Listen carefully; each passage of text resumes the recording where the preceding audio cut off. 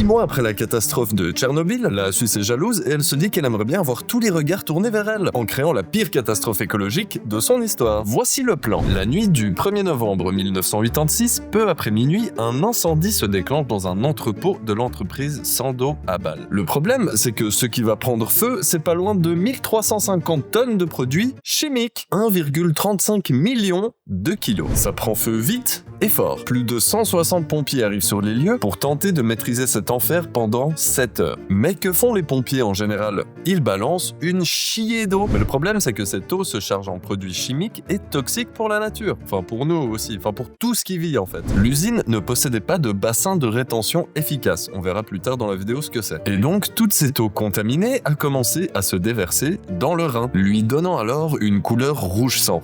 Et ça butera pratiquement toute forme de vie sur 400 km. Le Rhin, qui est une très grande rivière très importante. Il est souvent appelé l'artère vitale ou la colonne vertébrale de l'Europe. Et nous, on l'a niqué. Le problème, c'est qu'il traverse plusieurs pays. La Suisse, le Liechtenstein, l'Autriche, l'Allemagne, les Pays-Bas et se jette dans la mer du Nord. Oups. Ah, c'est la merde. Alors, je sais pas si vous imaginez la taille de la merde. Mais alors que s'est-il vraiment passé ce jour où la Suisse a vraiment foiré? La nuit de la plus grande catastrophe écologique de la Suisse.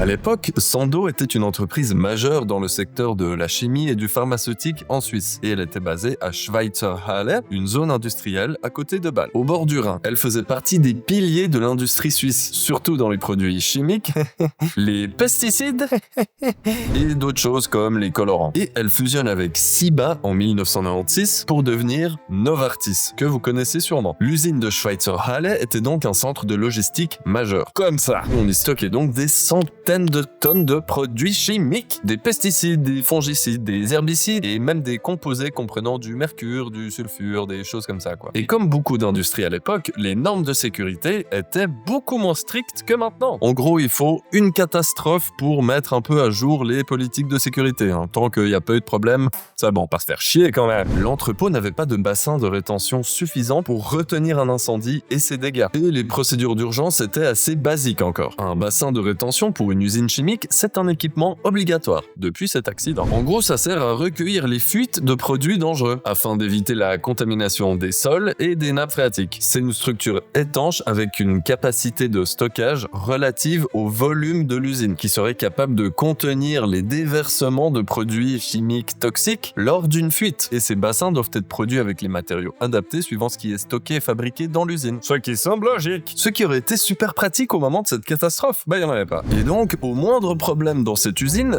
tout passait dans le Rhin. Et devinez quoi? Tout passait dans le Rhin. Et vous verrez un peu plus tard dans cette vidéo qu'il semblerait qu'on ne soit pas passé loin d'une catastrophe encore plus grave.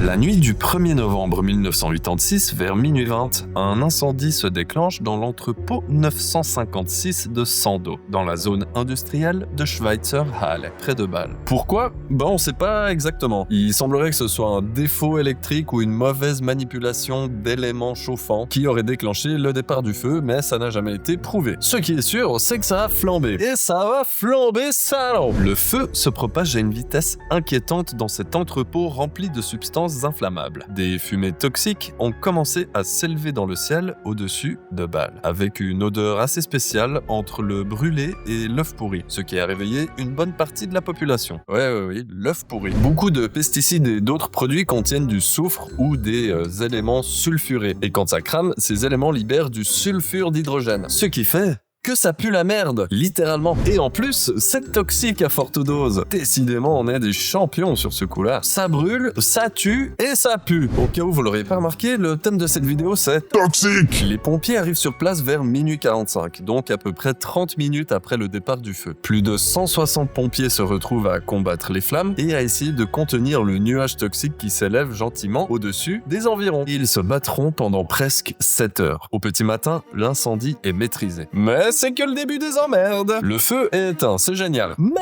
maintenant, des milliers de mètres cubes d'eau contaminée se déversent dans le Rhin depuis des heures, ce qui par la suite tuera presque toute forme de vie sur près de 400 km. Les habitants parlent d'une odeur chimique insupportable et certaines municipalités doivent conseiller à leurs résidents de ne pas boire l'eau du robinet et de fermer les portes et les fenêtres pendant plusieurs heures. Les premiers témoins remarquent quelque chose d'étrange. Le Rhin change de couleur. Il devient rouge foncé, parfois violet et parfois même noir. Ce n'est malheureusement pas une excellente usine de vin rouge suisse qui s'est déversée dans cette rivière. Alors il semblerait que ce soit pas les produits chimiques toxiques qui donnent la couleur, mais les colorants qui étaient stockés. Après ils sont accompagnés de produits chimiques, donc bon. Ouais, on a bien foré, sur ce coup-là, ouais. Ouais.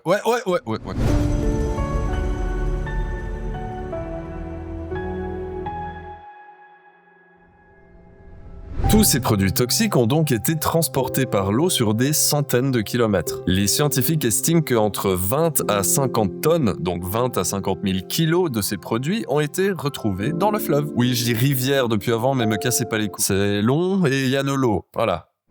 Et là, c'est l'hécatombe. Des millions de poissons meurent dans les jours qui suivent.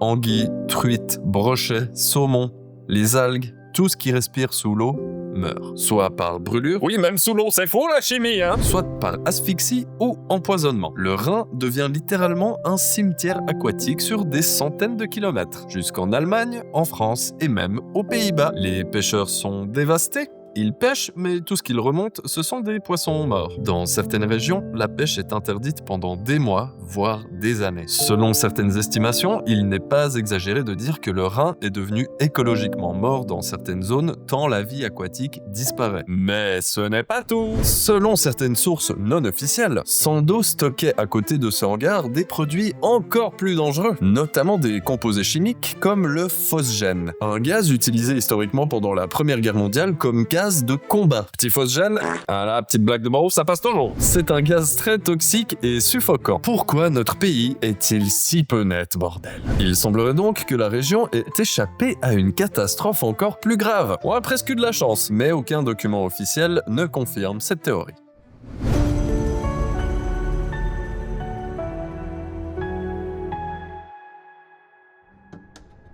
Face à ce chaos, Sandoz et certaines autorités font n'importe quoi niveau communication. Ils vont mentir. Au début, on minimise, on parle de produits peu dangereux et on affirme que la situation est sous contrôle. Pas du tout.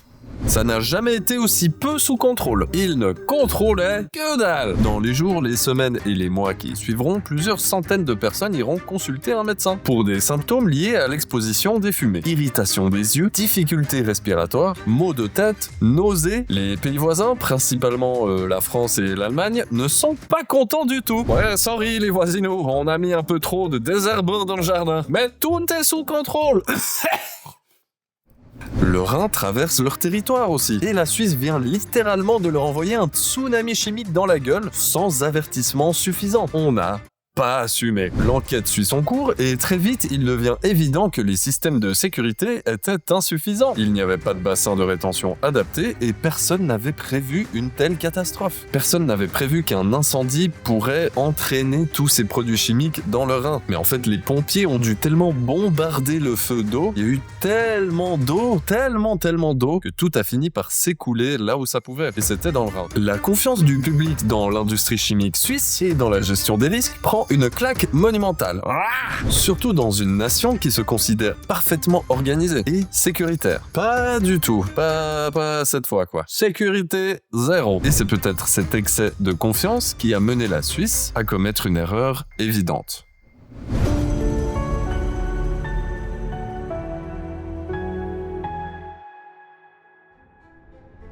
La catastrophe de Tchernobyl, c'est comme ça que les journaux l'appelleront, est un véritable électrochoc pour la Suisse, mais pour l'Europe entière. Elle pousse à revoir en profondeur la manière dont on gère, stocke et surveille les substances dangereuses. On peut pas les laisser comme ça, là, en espérant qu'il se passe jamais rien, à côté d'une rivière, qui traverse plusieurs pays, sans barrière entre les deux. Je sais pas, mais ça semblait pas évident à l'époque. Les employés, ils travaillent là-bas en combinaison intégrale. Ça donne un indice sur est-ce que c'est bon pour la santé ou pas. En Suisse, elle conduit à l'élaboration l'élaboration de l'ordonnance sur la protection contre les accidents majeurs, qui impose des mesures strictes pour prévenir les accidents industriels, y compris des bassins de rétention d'eau d'extinction et une meilleure planification des risques. Tout ce que cette usine n'avait pas. Elle renforce également la coopération internationale sur la protection du fleuve. Les pays riverains du Rhin unissent leurs forces pour surveiller et restaurer l'écosystème du fleuve. Un programme emblématique est même ressorti de cette situation, le Rhine Action Program, qui a été mis en place pour rendre le Rhin de nouveau propre à la vie aquatique. L'objectif fixé était de réduire drastiquement la quantité de substances toxiques dans le fleuve en 10 ans. Et ça marche. En 2026, ça va faire 40 ans. Et de nos jours, le Rhin est un fleuve où les saumons nagent et les humains aussi. Une renaissance après des dizaines d'années de lutte écologique. Sandoz devra payer... Ça me fait rire parce que c'est beaucoup. Sandoz devra payer des dédommagements en francs suisses de 43 millions de balles aux régions touchées. Suisse, France, Allemagne, Pays-Bas, Liechtenstein. Et sur le site même de Schweitzer Halle, donc là où se trouvait l'usine, malgré des efforts de décontamination qui ont inclus l'excavation et le lavage en profondeur des terres, des traces de produits chimiques persistent et sont encore détectées dans les sols et la nappe phréatique, même des dizaines d'années plus tard. Petit fun fact, il semblerait que de hautes doses d'hormones aient été mesurées dans certaines eaux contaminées, notamment les hormones présentes dans les pilules contraceptives. Mesdames, bonjour, je vous présente notre fontaine de non-jouvence, aussi appelée la rivière anti-bébé. Il suffit de plonger dedans et vous serez incapable d'avoir le moindre mieux jusqu'à la fin de vos jours. Et la version masculine arrive bientôt, le lac anti-couille. Tchernobyl, c'est pas juste une vieille histoire industrielle que raconte ton grand-père. C'est un rappel brutal que même des pays qui se pensent propres, organisés, parfaits, peuvent provoquer des catastrophes naturelles hors du commun.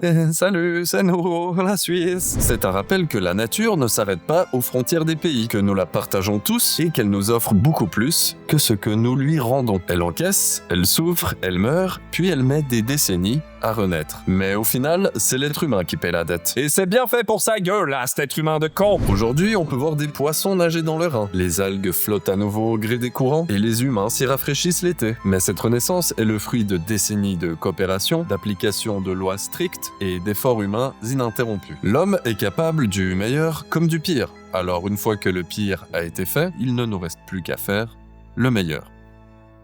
Alors fais-le.